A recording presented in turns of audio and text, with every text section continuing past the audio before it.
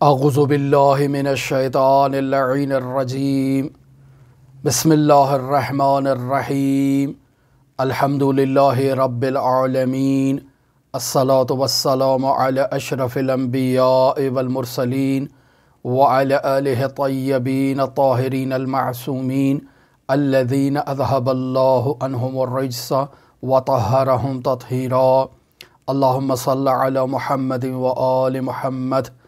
اللہم اخرجنا من الظلمات الوہم واکرمنا بنور الفہم اللہم افتح علینا ابواب رحمتک وانشر علینا خزائن علومک برحمتک یا ارحم الراحمین۔ عزیزان محترم، عرفان اسلامی کی تلاش پر گفتگو جاری ہے اور اس گراں قدر کتاب کے چوتھے باب میں ہم آپ کے ساتھ گفتگو کر رہے ہیں۔ در واقع اللہ تبارک و تعالی تک پہنچنے کے راستوں کو بیان کیا جا رہا ہے، اور آج ہم آپ کی خدمت میں اپنی بے جان عبادتوں کا تذکرہ کروں گا کہ یہ ہماری نمازیں، یہ ہماری عبادات جو بے جان ہیں اور بے روح ہیں، در واقع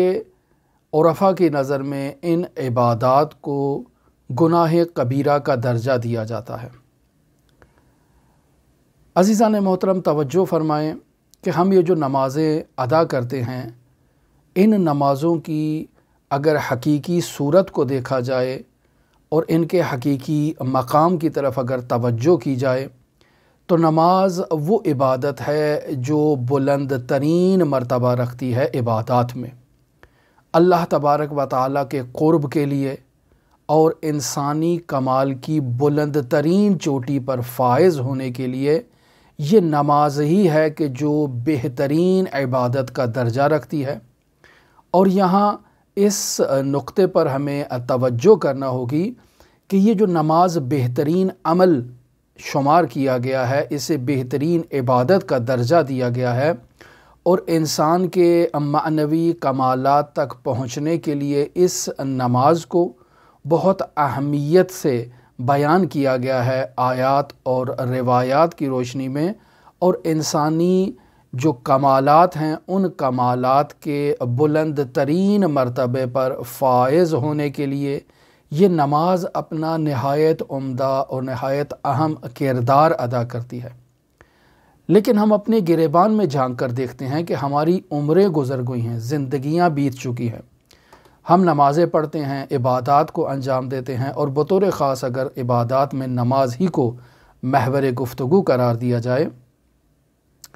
تو ہم زندگی بھر نمازیں ادا کرتے رہے ہیں، لیکن اس نماز کی اس معنوی تاثیر کو اپنے وجود میں مشاہدہ نہیں کرتے ہیں۔ آپ دیکھیں، ایک مشہور ترین روایت جو بیان ہوتی ہے، جسے مرحوم مجلسی نے بھی بہار الانوار کی جلد نمبر 82 ہے، صفحہ نمبر 248 ہے، اور حدیث نمبر 1 ہے، الصلاۃ معراج المؤمن، نماز مومن کی معراج ہے۔ یہ خداوند متعال سورہ عنکبوت کی آیت نمبر 48 میں ارشاد فرماتا ہے، ان الصلاۃ تنہی عن الفحشاء والمنکر، کہ یہ جو نماز ہے بے شک انسان کو برائیوں سے، منکرات سے، بے حیائی سے یہ نماز انسان کو روکتی ہے۔ ہم نے اپنی تمام زندگی نمازوں کو ادا کیا ہے، اور نمازیں ادا کرتے کرتے زندگی بیت چکی ہے، لیکن اس کے باوجود ہم اپنے گریبان میں جھانک کر دیکھتے ہیں تو انواع و اقسام کی برائیاں، انواع و اقسام کے پست اعمال ہمارے نامہ اعمال میں مکتوب ہو چکے ہیں، جو ہم سے سرزد ہوئے ہیں۔ لہٰذا کیسے ہم ان آیات کو اپنے اعمال پر تطبیق دیں گے؟ ہم کیسے کہیں گے کہ یہ نماز مومن کی معراج ہے اور یہی نماز ہم اپنی زندگی بھر ادا کرتے رہے ہیں؟ کسی کو 20 سال بیت گئے، کسی کو 40 سال بیت گئے، کسی کو 70 سال بیت گئے، نمازیں ادا کرتے رہے، لیکن ان نمازوں کی اس معنوی تاثیر کو ہم نے اپنے وجود میں مشاہدہ نہیں کیا ہے، ہم نے اپنے وجود کو معراج کرتے ہوئے مشاہدہ نہیں کیا ہے، ہم نے اپنے وجود کو فحشاء و منکرات سے بچتے ہوئے مشاہدہ نہیں کیا ہے۔ بس حقیقت میں ایسا کیوں ہے؟ اگر واقعاً نماز مومن کی معراج ہے تو یہ نماز ہمیں معراج کیوں عطا نہیں کرتی ہے؟ اگر نماز واقعاً برائیوں سے اور بے حیائیوں سے انسان کو روکتی ہے، تو ہماری نمازیں ہمیں برائیوں سے اور بے حیائیوں سے کیوں نہیں روکتی ہے؟ یہ اگر روایات میں اور آیات میں نماز سے متعلق اور بہت سے گراں بہا مطالب کو تلاش کریں اور انہیں اپنی عبادات پر اور بالخصوص اپنی نمازوں پر تطبیق کرنا چاہیں تو ہم ان کی حقیقت کو اپنے وجود میں مشاہدہ نہیں کرتے ہیں۔ اب یہاں واقعاً ایک انسان کو تردید کرنی چاہیے کہ یا تو یہ آیات اور روایات جو بیان کر رہی ہیں نماز کی اس اہمیت کو اور فضیلت کو، کیا یہ واقعیت نہیں رکھتی ہیں؟ انسان انکار نہیں کر سکتا ہے۔ وہ انسان جو مسلمان ہے، وہ انسان جو اللہ کی وحدانیت پر اعتقاد رکھتا ہے، وہ انسان جو اس کتاب الہی کے آسمانی کتاب ہونے پر اعتقاد رکھتا ہے، وہ کیسے انکار کر دے کہ خداوند متعال نے سورہ عنکبوت میں جو بیان فرمایا ہے کہ ان الصلاۃ تنہی عن الفحشاء والمنکر، کہ نماز انسان کو برائیوں اور بے حیائیوں اور منکرات سے روکتی ہے، وہ کیسے اس کا انکار کر سکتا ہے؟ یہ قول حق ہے، یہ اللہ کا قول ہے، اس کا انکار نہیں کیا جا سکتا ہے۔ تو پھر دوسری طرف انسان کو اس بات کا اعتراف کرنا ہوگا کہ جو میں نماز ادا کر رہا ہوں حقیقت میں وہ نماز نہیں ہے۔ اگر وہ نماز ہوتی تو وہ میری معراج ہوتی، اگر وہ نماز ہوتی تو مجھے منکرات سے اور بے حیائیوں سے روکتی۔ پس ظاہر میں ایک اداکاری کر رہا ہوں، ظاہر میں ایکٹنگ کر رہا ہوں، میں ظاہر میں نمازی کا رول پلے کر رہا ہوں،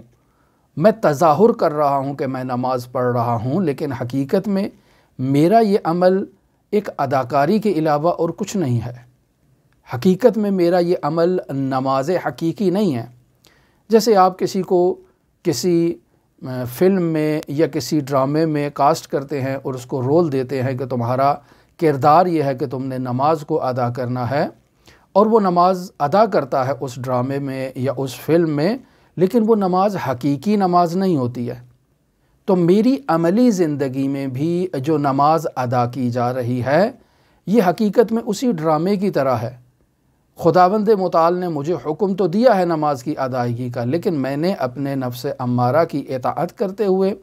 ایک ایسی نماز ادا کی ہے کہ جو ظاہراً نماز کی صورت تو رکھتی ہے لیکن حقیقت میں نماز نہیں ہے۔ در واقع میں ایک کردار ادا کر رہا ہوں، ایک رول کو پلے کر رہا ہوں، اور اس نماز کے دوران اگر ہم اپنی عام زندگی میں مشاہدہ کریں تو ہماری نماز میں تکبیرۃ الاحرام سے لے کے السلام علیکم ورحمۃ اللہ وبرکاتہ تک تمام اذکار، تمام اوراد، تمام جو افعال ہیں وہ موجود ہیں، سب کچھ ہے اس نماز میں، لیکن اس نماز میں ہمیں کہیں خدا نظر نہیں آتا ہے۔ لہٰذا ہم السلام علیکم ورحمۃ اللہ وبرکاتہ کہنے کے بعد نماز سے باہر نکل آتے ہیں۔ اب متوجہ ہوتے ہیں کہ اوہ ہم نے تو نماز پڑھ لی۔ پس وہ تکبیرۃ الاحرام سے لے کر السلام علیکم ورحمۃ اللہ وبرکاتہ تک ہم نے جو اذکار بھی ادا کیے، جو افعال بھی انجام دیے، در واقع یہ نماز کی صورت تھی، نماز نہ تھی۔ کیوں؟ چونکہ ہم اس نماز میں نہ جانے کہاں کھوئے ہوئے تھے، نہ جانے کہاں غافل تھے، نہ جانے ہم کیا کر رہے تھے، کیا سوچ رہے تھے، کیا فکریں ہمارے اذہان میں موجود تھیں۔ مثال کے طور پر یہاں آیت اللہ مصباح فرماتے ہیں کہ ہم نے ایک عالم دین ہے، اس نے نماز مغرب اور عشاء کے بعد اگر درس دینا ہے، لیکن زندگی کی مصروفیات کے باعث اسے وقت نہیں مل سکا کہ وہ درس کے لیے کسی چیز کو تیار کر لے، کوئی نوٹس بنا لے، کوئی مطالعہ کر لے، لہٰذا اس کو پہلے تو وقت نہیں ملا، لیکن جیسے ہی اس نے تکبیرۃ الاحرام کہی اب اسے مناسب وقت مل گیا ہے۔ لہٰذا سوچتا ہے کہ میری گفتگو کا عنوان کیا ہے، اس عنوان سے متعلق کون سی آیت ہے، اس عنوان سے متعلق کون سی روایت ہے، اس گفتگو کے آغاز کو مجھے کس انداز میں کرنا چاہیے، کون سا مقدمہ لانا چاہیے، کس بات کو مؤخر کرنا چاہیے، کون کون سی مثالیں یہاں پر لے کر آنی ہیں، ان تمام چیزوں کو اپنے اس نماز کے دوران وہ مرتب کر رہا ہے تاکہ نماز مغرب اور عشاء کی ادائیگی کے بعد وہ لوگوں کے سامنے اپنا درس جو ہے وہ پیش کر سکے۔ لہٰذا اس نے نماز بھی پڑھ لی اور اپنے درس کے لیے مطالعہ بھی اس نماز کے دوران اس نے کر لیا ہے۔ ایک کاروباری شخص ہے، اس نے اپنے تجارتی تمام معاملات کو دیکھنا ہے، تو اللہ اکبر نماز میں چلا گیا۔ اب سوچ رہا ہے کس سے ایگریمنٹ کیا جائے، کیسے ایگریمنٹ کیا جائے، کس انداز میں اس کے اندر شرائط کو ایڈ کیا جائے، کس طرح سے فائدہ حاصل کیا جا سکتا ہے اور کس طرح سے نقصان سے محفوظ ہوا جا سکتا ہے، کن کن لوگوں کو میں نے قرض دیے ہوئے ہیں، جنس فروخت کی ہوئی ہے، ان سے ابھی مجھے جو ہے وہ رقم وصول کرنی ہے اور اپنا مطالبہ وصول کرنا ہے، لہٰذا میں نماز پڑھ رہا ہوں اور ان تمام معاملات کے بارے میں، ان تمام مسائل کے بارے میں غور و خوض کر رہا ہوں۔ یہ زندگی کے ہر شعبے سے تعلق رکھنے والا فرد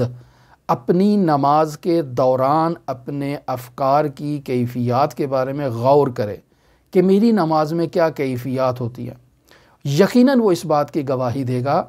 کہ میں نماز تو پڑھ رہا ہوں، اذکار بھی انجام دے رہا ہوں، رکوع و سجود کے افعال بھی انجام دے رہا ہوں، لیکن حقیقت میں میری نماز یہ نماز نہیں ہے۔ بس ایسی نماز سے انسان کو در واقع اللہ کی بارگاہ میں توبہ کرنی چاہیے۔ کیوں؟ چونکہ ہماری یہ نمازیں در واقع گناہ کا درجہ رکھتی ہیں، لہٰذا ہمیں اپنی تمام عبادات سے، اپنی تمام نمازوں سے کہ جو ایک ایسی کیفیت میں انجام پائی ہیں کہ جن میں اللہ موجود نہیں ہے، جن میں اللہ کی طرف توجہ موجود نہیں ہے، ہمیں ان نمازوں سے استغفار کرنا ہے، ان نمازوں سے اللہ کی بارگاہ میں توبہ کرنا ہے۔ نہایت خوبصورت کلمات نیچے آیت اللہ مصباح مرحوم امام خمینی رحمۃ اللہ علیہ سے نقل کرتے ہیں، جنہیں انہوں نے اپنی کتاب چہل حدیث میں بیان کیا ہے۔ صفحہ نمبر 72 سے صفحہ نمبر 74 کے دوران ان کلمات کو آیت اللہ مصباح مرحوم امام خمینی رحمۃ اللہ علیہ سے نقل کرتے ہیں۔ اور امام خمینی کی شخصیت واقعاً ایک بے نظیر شخصیت ہے، ایک بے نظیر عارف، بے نظیر فقیہ، بے نظیر سیاست مدار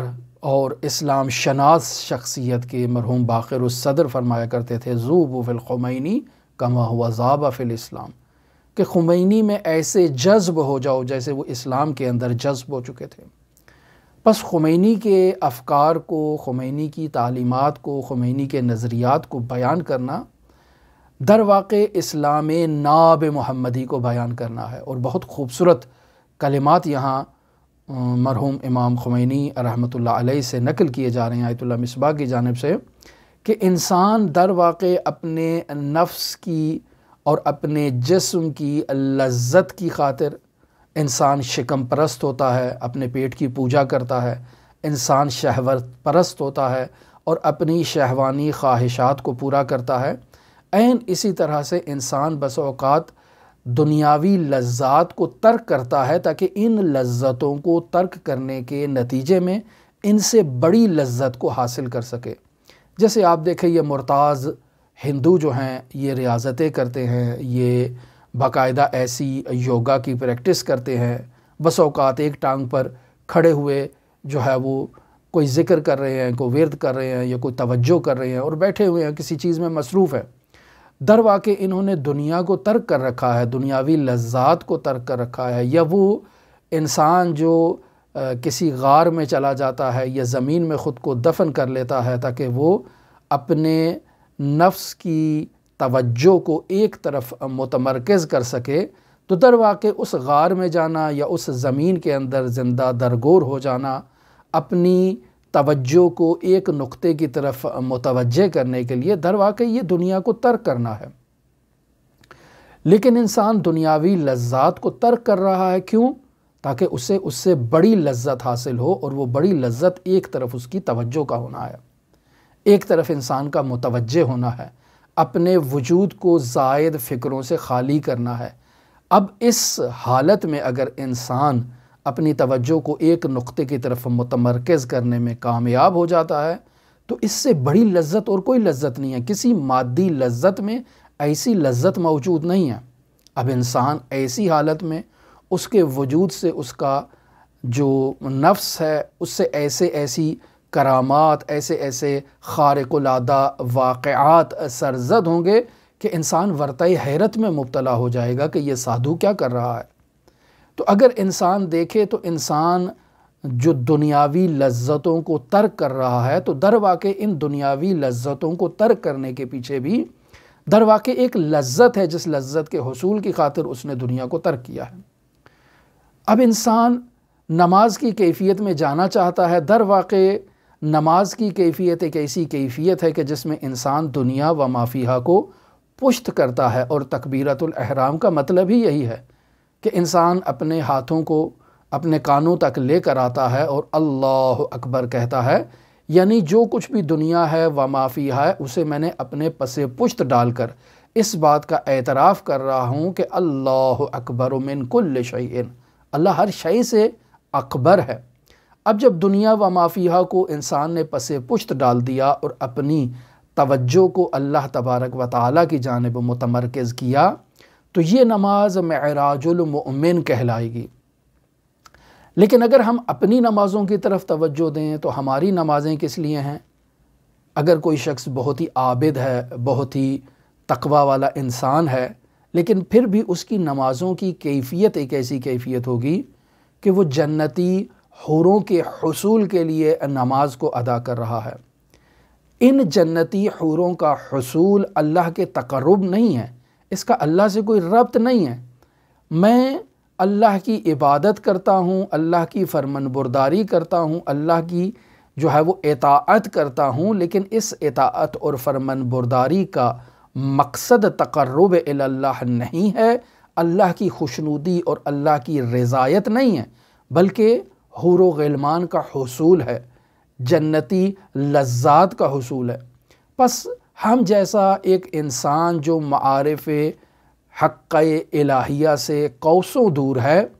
ہماری عبادات در واقع ہماری شہوات اور ہماری غضب کی تسکین کے سوا اور کچھ نہیں ہے۔ لہٰذا جتنے بھی انسان اذکار کو انجام دیتا ہے، جتنے بھی انسان واجبات کو انجام دیتا ہے، جتنے بھی مستحبات کو انسان انجام دیتا ہے، مکروہات کو ترک کرتا ہے، انسان محرمات کو ترک کرتا ہے، در واقع یہ انسان کی تمام اعمال، واجبات کو انجام دینا، مستحبات کو انجام دینا، مکروہات کو ترک کرنا، محرمات کو ترک کرنا، اخلاق حسنہ سے خود کو آراستہ کرنا، بری عادتوں سے خود کو روکنا، در واقع ہمارے یہ تمام کے تمام اعمال کو اگر ہم ایک ترازو میں تولنا چاہیں تو ہمیں ان تمام اعمال کے اندر جو ہے وہ اپنی نفسانی خواہشات کی تکمیل نظر آئے گی۔ کیوں؟ چونکہ ہمارے ان اعمال کے پیچھے جو ہے وہ ہمیں نظر آئے گا کہ ہم چاہتے ہیں جنت کا حصول، ہم چاہتے ہیں حور و غلمان کا حصول، ہم چاہتے ہیں کہ ایک زمرد کا بہت ہی خوبصورت عالیشان قسم کا تخت ہو اور ہم اس تخت پر بیٹھ کر جو ہے وہ حوروں سے ملاقات کریں، ہم وہاں لباس حریر کو پہنیں اور اسے زیب تن کریں، اور ایک عالیشان قسم کی پوشاک ہو، عالیشان قسم کا محل ہو۔ یہ سب ہماری نفسانی خواہشات ہیں کہ جن کی تکمیل کی خاطر ہم مستحبات کو انجام دے رہے ہیں، ہم واجبات کو انجام دے رہے ہیں، مکروہات کو ترک کر رہے ہیں، محرمات کو ترک کر رہے ہیں۔ تو ہمارے ان تمام اعمال میں اور اس مرتاض سادھو ہندو میں کہ جو دریا کے کنارے یا سمندر کے کنارے ایک ٹانگ پر کھڑا ہے، دنیا و ما فیہا کو اس نے ترک کر دیا ہے، ہمارے اعمال میں اور اس کے عمل میں کیا فرق ہے؟ اس نے بھی تو ایک لذت کی خاطر، ایک عظیم لذت کی خاطر، ایک بے انتہا لذت کی خاطر اس نے ادنا لذتوں کو ترک کیا ہے۔ ہماری عبادات، ہماری نمازیں، ہمارے روزے بھی در واقع ایک عظیم لذت کے حصول کی خاطر ایک ادنا لذت کو ترک کرنے کے مترادف ہے۔ تو پس در واقع ہمارا عمل اس کے عمل سے مشابہت رکھتا ہے، اور اگر ہم اپنے اعمال کو مزدوروں کے عمل کے ساتھ مقایسہ کریں تو ہمارا عمل ان کے عمل سے کوئی فرق نہیں رکھتا ہے۔ مثلا ایک مزدور ہے، دہاڑی دار ہے، وہ آتا ہے اور آ کر مزدوری کرتا ہے اور ہمیں یہ یقین دلاتا ہے کہ جو اس کو مزدوری پر لے کر آئے ہیں کہ میں آپ کی محبت میں یہ تمام دن جو ہے وہ آج مزدوری کر رہا ہوں، جبکہ معلوم ہے کہ اسے ہم لے کر آئے ہیں، اس نے دیوار تعمیر کرنی ہے، اس نے پنکھا تعمیر کرنا ہے اور اس کی اجرت اس نے حاصل کرنا ہے۔ اس کی تمام تر محنت کا مقصد اجرت کا حصول ہے۔ اس کی زبان سے جاری ہونے والے یہ کلمات کہ یہ میری محبت میں اس کام کو ادا کر رہا ہے، ہم اسے جو ہے وہ قبول نہیں کریں گے، اسے ہرگز تسلیم نہیں کریں گے، اسے ظاہراً بھی جھٹلائیں گے اور اپنے دل میں بھی اسے جھٹلائیں گے کہ یہ بہت ہی بڑا دغاباز قسم کا انسان ہے، بہت ہی فراڈی قسم کا انسان ہے کہ یہ آیا ہے، آ کر مزدوری بھی کر رہا ہے اور اس نے دہاڑی بھی مجھ سے وصول کرنا ہے، لیکن یہ مجھے کہہ رہا ہے کہ میں آپ کی محبت میں یہ دیوار کو تعمیر کر رہا ہوں، اس پنکھے کو تعمیر کر رہا ہوں، اس اے سی کی تعمیر کر رہا ہوں، تو اس سے بڑا جھوٹا اور فراڈی انسان اور کوئی نہیں ہو سکتا ہے۔ تو در واقع اسی مزدور کی اس دہاڑی اور اس کلمات کو، ان اقوال کو اگر ہم اپنے وجود کے ساتھ اور اپنی عبادات کے ساتھ مقایسہ کریں کہ ہم بھی اللہ کی بارگاہ میں جا کر کہتے ہیں ایاک نعبد و ایاک نستعین، ایاک نعبد و ایاک نستعین، لیکن ہمارے ان کلمات کے پیچھے حور الغلمان چھپے ہوئے ہیں، وہ زمرد کا تخت چھپا ہوا ہے، وہ عالیشان محلات چھپے ہوئے ہیں۔ تو کیا ہمارا یہ قول کہ ایاک نعبد و ایاک نستعین، کیا ہمارا یہ قول درست ہے؟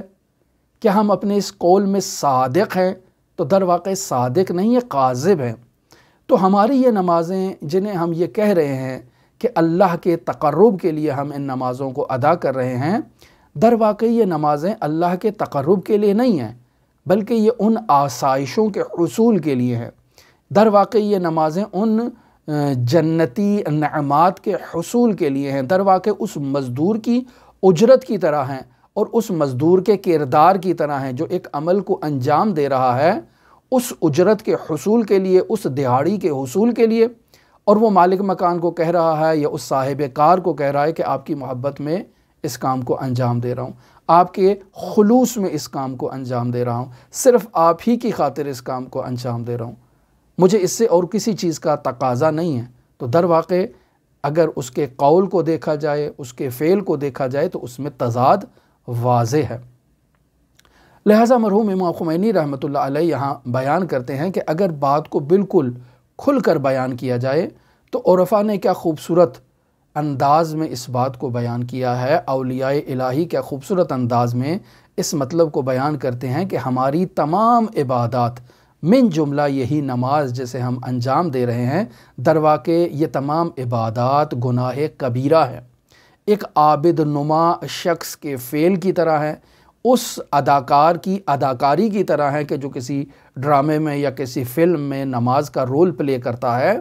در واقع وہ ایک ایکٹنگ کر رہا ہے۔ ہم بھی در واقع اس دنیا میں اداکاری کر رہے ہیں، ایک ایکٹنگ کر رہے ہیں، نماز وقت پر جاتے ہیں، نماز کو ادا کرتے ہیں، لیکن در واقع ان کے پیچھے ہمارا مطمع نظر وہ زمرد کا تخت ہے، وہ اس تخت پر براجمان ہو کر حور و غلمان سے ملاقات کرنا ہے، وہاں در واقع ان عالیشان جنتی محلات میں جانا، در واقع ہماری خواہشات یہ ہیں، اور ایسے میں ہم اللہ کی بارگاہ میں، اللہ کے سامنے، اللہ کے مقرب فرشتوں کے سامنے ہم یہ اعتراف کرتے ہیں کہ ایاک نعبد و ایاک نستعین۔ تو کیا ہمارا قول جو زبان سے ایاک نعبد و ایاک نستعین ہے اور ہمارا وہ عمل کہ جس میں خلوص نہیں پایا جاتا ہے، در واقع جس عمل کے پیچھے ہمیں اس جنتی محلات کا حصول موجود ہے، تو کیا ہمارے قول اور فعل میں تضاد نہیں ہے؟ یقیناً تضاد ہے۔ تو کیا ہم اللہ کی بارگاہ میں جھوٹ نہیں بول رہے؟ یقیناً جھوٹ بول رہے ہیں۔ تو کیسی ہماری نمازیں معراج المؤمن کا مصداق ہو سکتی ہیں؟ در واقع ہم اپنے نفس امارہ کی خواہشات کو بجا لانے کی خاطر، ان کی تکمیل کی خاطر ہم جو ہے وہ ان اعمال کو انجام دے رہے ہیں۔ در واقع یہ ہمارا عمل ایک شیطانی عمل ہی تو قرار پائے گا۔ پس ہم در واقع اللہ کی عبادت بھی کر رہے ہیں، اور اس عبادت سے غرض بھی ہماری زمرد و حور و غلمان و محلات و نعمات اس قسم کی چیزیں ہیں، اور دوسری طرف سے ہم توقع بھی رکھتے ہیں کہ یہ نماز ہمیں بے حیائی سے روکے گی، یہ نماز ہمیں معراج عطا کرے گی، ہم اللہ اور اس کے مقرب فرشتوں کی بارگاہ میں مسلسل جھوٹ بولتے ہیں کہ ایاک نعبد و ایاک نستعین۔ در واقع ایسا نہیں ہے، ہم در واقع ان نعمات کے حصول کے لیے یہ ظاہری طور پر اداکاری کو انجام دے رہے ہیں، اور در واقع ہمارا یہ کہنا ہی کہ ایاک نعبد و ایاک نستعین یہ جھوٹ ہے، یہ در واقع کذب محض ہے، در واقع ہم گناہ کبیرہ کو انجام دے رہے ہیں۔ اگر ہم ان نمازوں کی کیفیات کی طرف توجہ دیں تو ہمیں معلوم ہو جائے گا۔ بعض لوگ کمیات پر توجہ دیتے ہیں، مقدار پر توجہ دیتے ہیں کہ زیادہ سے زیادہ نمازوں کو ادا کریں، اور وہ سمجھتے ہیں کہ ان زیادہ نمازوں کے نتیجے میں انہیں زیادہ محلات نصیب ہوں گے۔ تو کیسے یہ نماز معراج مومن کا مصداق بن سکتی ہے؟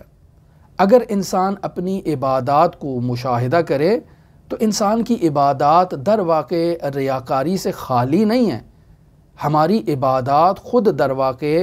شرک کی ایک نماد ہیں، ایک علامت ہے، اور اگر ہمیں انہی نمازوں کے اوپر اللہ تبارک و تعالی عذاب ہم پر نازل کرنا چاہے تو خداوند متعال حق رکھتا ہے کہ ہماری انہی عبادات، انہی نمازوں اور انہی نوافل پر خداوند متعال ہم پر شدید ترین عذاب کو نازل کرے۔ کیوں؟ چونکہ یہ ہماری عبادات جو ہم کمیت میں انجام دیتے ہیں، یعنی زیادہ مقدار میں انجام دینے کی کوشش کرتے ہیں تاکہ زیادہ محلات کا حصول ہو، زیادہ جو ہے وہ جنتی لباسوں کا حصول ہو، ہم اس خاطر نمازوں کو انجام دے رہے ہیں۔ اور اگر کیفیات میں بھی دیکھیں تو انسان آدھے آدھے گھنٹے کی نماز پڑھ رہا ہے، ایک ایک گھنٹے کی نماز کو انجام دے رہا ہے، ایک کلمے کو ادا کرنے کے لیے انسان بہت ہی جو ہے وہ دقت سے کام لے رہا ہے اور بہت ہی مخارج کے ساتھ اس کو ادا کرنے کی کوشش کر رہا ہے، لیکن در واقع اس کا مقصد اس عمل کے پیچھے در واقع وہی چیز ہے کہ جو ایک مزدور کی دیہاڑی کے پیچھے اس کا مقصد ہوتا ہے۔ تو پھر دوسری طرف دیکھیں کہ ہم ان عبادات میں بھی افراد انجام دیتے ہیں اور جنت تک پہنچ جاتے ہیں، تو پھر کیسے اس کو جمع کیا جائے؟ تو عزیزان محترم، یہ اللہ تبارک و تعالیٰ کا فضل ہے، اللہ کا لطف ہے، اللہ کی رحمت ہے، اللہ کی رعایت ہے۔ وہ ہمیں اپنی رحمت کی آغوش میں اٹھا لیتا ہے اور ہماری ان ناقص عبادات کو عبادت کا درجہ دیتا ہے۔ یہ اللہ کا ہمارے اوپر لطف ہے۔ اگر ہماری ان نمازوں کو میزان العدل پر تولا جائے تو ہماری یہ نمازیں در واقع شرک ہیں، اور ہماری ان نمازوں کی جو حقیقی شکل ہے اگر اس کو مشاہدہ کیا جائے تو در واقع انسان جو گناہ کبیرہ انجام دیتا ہے اور اس گناہ کبیرہ کی جو بدبو ہے، جو اس کا تعفن ہے، اور اس عبادت کی بدبو اور اس کا تعفن اگر انسان ان کا مقایسہ کرے تو ہماری ان عبادتوں کی بدبو اس گناہ کبیرہ کی بدبو سے کئی گنا زیادہ ہوگی۔ لیکن یہ اللہ تبارک و تعالیٰ کا ہم پر احسان ہے، اس کا لطف ہے، اس کا کرم ہے کہ وہ ہمیں اپنی رحمت کی آغوش میں لے لیتا ہے، وہ ہم پر فضل کرتا ہے، ہم پر اپنی رحمتیں کرتا ہے، اور اپنے فضل اور اپنی رحمتوں کے باعث وہ ہمیں وہ مقامات عطا کرتا ہے کہ جن مقامات کا اس نے ہم سے وعدہ کیا ہے۔ لیکن اگر اسے میزان عدل پر تولا جائے تو ہماری یہ عبادات ریاکاری پر مشتمل ہیں، غرور و تکبر پر مشتمل ہیں۔ ان عبادات میں لفظاً قصد قربت موجود ہے، لیکن حقیقت میں ان عبادات میں عبادت کا کوئی مقام موجود نہیں ہے، اور حقیقت میں عبادت نہیں ہے۔ ایسے ایک مثال آیت اللہ مصباح یہاں بیان کر رہے ہیں، فرماتے ہیں کہ اگر آپ کے سامنے کوئی شخص آ کر آپ کی تعریف کرتا ہے، ایسے الفاظ میں تعریف کرتا ہے کہ جن الفاظ کا معنی اسے خود کو معلوم نہیں ہے، اس نے سنا بہت ہی موٹے موٹے الفاظ سے کوئی کسی شخص کی تعریف کر رہا تھا،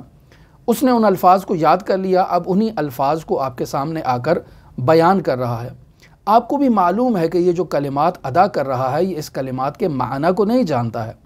اسے نہیں معلوم کہ یہ کن کلمات کو ادا کر رہا ہے اور ان کلمات کے معانی کیا ہیں۔ آپ کو اس بات کا علم ہے، لیکن چونکہ وہ ادا کر رہا ہے، آپ ان کلمات کو بھی سن رہے ہیں اور آپ دل ہی دل میں قضاوت بھی کر رہے ہیں کہ یہ کتنا بے وقوف انسان ہے اور میری توہین کر رہا ہے۔ کیوں؟ چونکہ اسے معلوم ہی نہیں ہے کہ یہ کیا کہہ رہا ہے۔ یہ سمجھ رہا ہے کہ میری تعریف کر رہا ہے، لیکن در واقع یہ میری تعریف نہیں کر رہا ہے۔ یا اسی طرح کوئی شخص آپ کے سامنے آ کر نہایت ہی خوبصورت الفاظ میں جو ہے وہ آپ کی تعریف کرتا ہے اور اسے معنی کا بھی علم ہے کہ ان الفاظ کا معنی کیا ہے، لیکن آپ کو معلوم ہے کہ یہ جو کلمات ادا کر رہا ہے یہ اس کی لفاظی ہے، اس کی زبان سے ادا ہو رہے ہیں، یہ دل میں مجھ سے بہت ہی زیادہ بغض رکھتا ہے، بہت ہی زیادہ عناد رکھتا ہے۔ انسان کو اس بات کا علم ہے، لیکن یہ بھی معلوم ہے کہ اس کو مجھ سے کوئی کام ہے، لہٰذا یہ اس کام کی جو ہے وہ تکمیل کی خاطر میری تعریف کر رہا ہے۔ اور بعض لوگ معاشرے میں ایسے ہوتے ہیں جو یہ سمجھتے ہیں کہ کسی کی تعریف کر دینے سے ان کا کام جو ہے وہ ہو جاتا ہے۔ کوئی بھی کام اگر رکا ہوا ہو تو اس کام کو تکمیل کروانے کے لیے، مکمل کروانے کے لیے مخاطب کی تعریف کر دی جائے اور اس تعریف سے وہ اپنا کام جو ہے وہ نکلوا لیں گے۔ اب شخص کو معلوم ہے کہ یہ میری تعریف کر رہا ہے اور اس کی باطنی کیفیت یہ ہے کہ یہ مجھ سے کام لینا چاہتا ہے، تو انسان بھی خوش ہو جاتا ہے کہ ٹھیک ہے یہ کام لینا چاہتا ہے، اس کا کام بھی کر دیتا ہے، لیکن اس کو معلوم ہے کہ یہ درواقع مجھ سے منافقت کر رہا ہے۔ یا اگر کوئی شخص آتا ہے مجھ سے گفتگو کرتا ہے اور اس گفتگو کے دوران کبھی اپنا چہرہ دائیں کر دیتا ہے، کبھی بائیں کر دیتا ہے، کبھی اوپر لے جاتا ہے، کبھی نیچے کر لیتا ہے، پس وہ گفتگو تو مجھ سے کر رہا ہے لیکن درواقع وہ میری آنکھوں میں آنکھیں ڈال کر بات نہیں کر رہا، تو میں اس سے یہی سمجھوں گا کہ درواقع وہ میری توہین کر رہا ہے، کلام مجھ سے کر رہا ہے لیکن اس کی توجہ تو کہیں اور ہے، اس کا دھیان تو کہیں اور ہے، بس درواقع یہ شخص مجھ سے گفتگو نہیں کر رہا ہے۔ اب ایسا شخص اگر اس انداز میں کوئی ہم سے گفتگو کرتا ہے تو ہم تو ایسے ہی تصور کریں گے کہ جیسے کوئی گدھا آ کر ہمارے سامنے گفتگو کر رہا ہے، اور گدھا کبھی دائیں دیکھ رہا ہے، کبھی بائیں دیکھ رہا ہے اور منہ سے کچھ کلمات کو بھی ادا کر رہا ہے، تو یہ مجھ سے گفتگو کر رہا ہے؟ نہیں، یہ مجھ سے تو گفتگو نہیں کر رہا ہے۔ آیا یہ جو کلمات ادا کر رہا ہے ان کلمات سے اس کا مقصد، ان کا معنی مجھ تک پہنچانا ہے؟ یعنی واقعاً وہ ان الفاظ سے جو معنی ان الفاظ کے پس پردہ موجود ہے وہ ان معنی کی تکمیل کی خاطر مجھ سے ہم کلام ہو رہا ہے؟ نہیں، ایسا تو ہرگز نہیں ہے، بس اسے میں اپنی توہین سمجھوں گا۔ تو خداوند متعال کے حضور جب ہم اس کی بارگاہ میں تکبیرۃ الاحرام کہہ کر کھڑے ہو جاتے ہیں، الحمدللہ رب العالمین الرحمن الرحیم مالک یوم الدین ایاک نعبد و ایاک نستعین، یہ سب ہم کلمات اپنی زبان سے ادا کر رہے ہیں لیکن ہماری توجہ ان کلمات کے معانی کی طرف نہیں ہے۔ ہم کبھی بازار میں چلے جاتے ہیں، کبھی ہم خرید و فروخت کی طرف چلے جاتے ہیں، کبھی ہم اپنے جو ہے وہ طلبگاروں اور دینداروں کی طرف چلے جاتے ہیں، کبھی کچھ تو کبھی کچھ، تو ایسے میں درواقع ان الفاظ کی حقیقت کی طرف ہم متوجہ نہیں ہیں۔ ہم ان الفاظ کے ذریعے سے اپنے معبود سے رابطہ برقرار نہیں کر رہے ہیں۔ ایسے ہی ہے جیسے انسان وہ پہلی کیفیت کے الفاظ ادا کر رہا ہے، اس کے معنی کا اسے علم نہیں ہے۔ دوسری کیفیت الفاظ ادا کر رہا ہے، معنی کا علم ہے لیکن قلباً ان الفاظ پر اعتقاد نہیں رکھتا ہے، دوسری کیفیت۔ تیسری کیفیت کے الفاظ بھی ادا کر رہا ہے، معنی کا بھی علم ہے، دل سے بھی ادا کر رہا ہے لیکن کبھی دائیں طرف متوجہ ہے، کبھی بائیں طرف متوجہ ہے، کبھی اوپر کی طرف متوجہ ہے، یعنی اس کی توجہ نہیں ہے، اس کا التفات مخاطب کی طرف نہیں ہے۔ تو اب ایسی تینوں کیفیات میں درواقع اس انسان کو ایک حمار سے تشبیہ دی جا سکتی ہے۔ تو یہاں آیت اللہ مصباح روایت کو نقل کرتے ہیں جسے مرحوم مجلسی نے بحار الانوار کی جلد نمبر 84 ہے، صفحہ نمبر 211 ہے، اور حدیث نمبر 3 کے تحت رسول خدا صلی اللہ علیہ وآلہ وسلم سے نقل فرمایا ہے۔ رسول خدا صلی اللہ علیہ وآلہ وسلم ارشاد فرماتے ہیں، لا تلتفتوا فی صلاتکم فإنہ لا صلاۃ لملتفت، یعنی نماز میں اپنی توجہ کو کسی دوسری طرف متوجہ نہ کرو، لا تلتفتوا فی صلاتکم، اپنی نماز میں غیر اللہ کی طرف اپنی توجہ کو متمرکز نہ کرو، کیوں؟ فإنہ لا صلاۃ لملتفت، چونکہ جو شخص اللہ تبارک و تعالیٰ کی طرف متوجہ نہیں ہے ایسے شخص کی تو نماز ہی نہیں ہے۔ بس ہماری یہ نمازیں درواقع اداکاری ہیں، درواقع یہ ایکٹنگ ہے، درواقع ہم اپنا ایک رول پلے کر رہے ہیں، درواقع ہم ایک کردار نبھا رہے ہیں لیکن درواقع نماز کو ادا نہیں کر رہے۔ یا اسی روایت کے ذیل میں مرحوم مجلسی رسول خدا صلی اللہ علیہ وآلہ وسلم سے نقل فرماتے ہیں، وقال اما یخاف الذی یحول وجہہ فی الصلاۃ ان یحول اللہ وجہہ وجہ حمار، کیا انسان جو نماز میں اپنے چہرے کو ادھر ادھر گھماتا ہے اور درواقع اگر چہرے کو نہ گھمائے تو اپنے دل کو ادھر ادھر گھماتا ہے، تو کیا اس انسان کو یہ خوف نہیں ہے کہ اللہ تبارک و تعالیٰ اس عدم توجہ کے نتیجے میں اس کے چہرے کو گدھے کے چہرے میں تبدیل کر دے؟ کیا اسے اس بات کا خوف نہیں ہے؟ درواقع ہمارا نماز کی حالت میں، نماز کی کیفیت میں اپنی توجہ کو اللہ سے پھیر دینا درواقع ایسے ہی ہے کہ جیسے انسان غیر متوجہ اللہ کی عبادت کر رہا ہو۔ تو در واقع ایسے ہی ہے جیسے گدھا کبھی دائیں طرف منہ پھیر لیتا ہے، کبھی بائیں طرف پھیر لیتا ہے۔ تو کیا ہمیں اس بات کا خوف نہیں ہے کہ ہم نے جو آغاز میں تکبیرۃ الاحرام کہی ہے اور اللہ اکبر من کل شیء کہہ کر دنیا و ما فیہا کو اپنے پسے پشت ڈال دیا ہے اور اللہ کی تکبیر کہی ہے اور اللہ کی طرف توجہ کا اظہار کیا ہے، لیکن حقیقت میں ہمارا چہرہ باطن کبھی دائیں طرف چلا جاتا ہے، کبھی بائیں طرف چلا جاتا ہے، کبھی اوپر کی طرف چلا جاتا ہے، کبھی نیچے کی طرف چلا جاتا ہے، یعنی در واقع ہم کسی اور سے امید لگائے بیٹھے ہیں، ہماری توجہ کسی اور کی طرف ہے، لیکن الفاظ میں ہم ایاک نعبد و ایاک نستعین کہہ رہے ہیں۔ تو اس کا مطلب یہ ہے کہ ہم اپنے دل کو اللہ کی طرف متوجہ نہیں کر رہے، در واقع ہم اللہ کی توہین کر رہے ہیں، ہم اللہ کا مذاق اڑا رہے ہیں۔ تو در واقع اگر ہم تعریف بھی کر رہے ہوں اللہ کی اور اس تعریف میں ہماری توجہ ان الفاظ پر نہیں ہے، ان الفاظ کے معانی پر نہیں ہے، اس کی حقیقت پر نہیں ہے، در واقع ہم ان الفاظ سے اللہ سے رابطہ برقرار نہیں کر رہے ہیں، تو در واقع ہم ان الفاظ سے اللہ کی توہین کر رہے ہیں۔ جب ایک عام انسان کسی دوسرے عام انسان کے ساتھ ایسا رویہ اپنائے تو اسے توہین تصور کیا جاتا ہے، تو انسان اگر نماز کی حالت میں ایسا رویہ اللہ کے ساتھ اپنائے تو ایسے انسان کو اور اس کے چہرے کو گدھے کے چہرے میں تبدیل کیوں نہ کیا جائے؟ کیوں وہ اللہ تبارک و تعالیٰ کی طرف متوجہ نہیں ہے؟ ایک معمولی انسان جب اس بات کو توہین پر حمل کرتا ہے تو اللہ تبارک و تعالیٰ کی بارگاہ میں ایک انسان اس انداز میں اگر نماز کو ادا کر رہا ہے تو در واقع یہ انسان اللہ سے منہ پھیرے ہوئے ہے اور اللہ تبارک و تعالیٰ کی توہین کر رہا ہے، لہٰذا انسان کو اپنی اس نماز پر اللہ کی بارگاہ میں گریہ وزاری کرنا چاہیے اور اس نماز کو گناہ کبیرہ کا رتبہ دیتے ہوئے اللہ کی بارگاہ میں الہی العف کہتے ہوئے زار و قطار رونا چاہیے اور گریہ وزاری کرنا چاہیے۔ کیوں؟ چونکہ یہ نمازیں در واقع خود اللہ کی اہانت ہے۔ لہٰذا خداوند متعال سورہ النساء کی آیت نمبر 43 میں ارشاد فرماتا ہے، یا ایھا الذین آمنوا لا تقربوا الصلاۃ وانتم سقارى، اے ایمان والو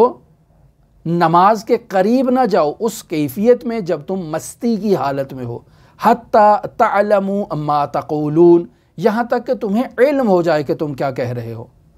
پس یہاں حتی تعلموا ما تقولون اس بات کی طرف نشاندہی کرتا ہے کہ اگر انسان نے کوئی شراب پی لی ہے، انسان نے کوئی مست کنندہ چیز اگر مصرف کر لی ہے اور اس کا استعمال کر لیا ہے جس نے انسان کے ذہن پر اپنا قبضہ جما لیا ہے اور انسان کو غافل قرار دے دیا ہے، اب ایسی حالت میں انسان نماز کو ادا نہ کرے، کیوں؟ چونکہ وہ متوجہ نہیں ہے۔ تو ہم جو ایک عام کیفیت میں ہیں، ہم جو مستی کی حالت میں نہیں ہیں لیکن اللہ اکبر کہتے ہوئے ہم دنیا و ما فیہا کی طرف متوجہ ہیں اور اس توجہ میں ہمیں معلوم نہیں ہے کہ ہم کیا کہہ رہے ہیں، تو یہ در واقع ذیل آیا حتی تعلموا ما تقولون ہمیں بھی شامل حال ہے کہ ایسی کیفیت میں نماز کو نہ پڑھو کہ تمہیں معلوم ہی نہ ہو کہ تم کیا کر رہے ہو،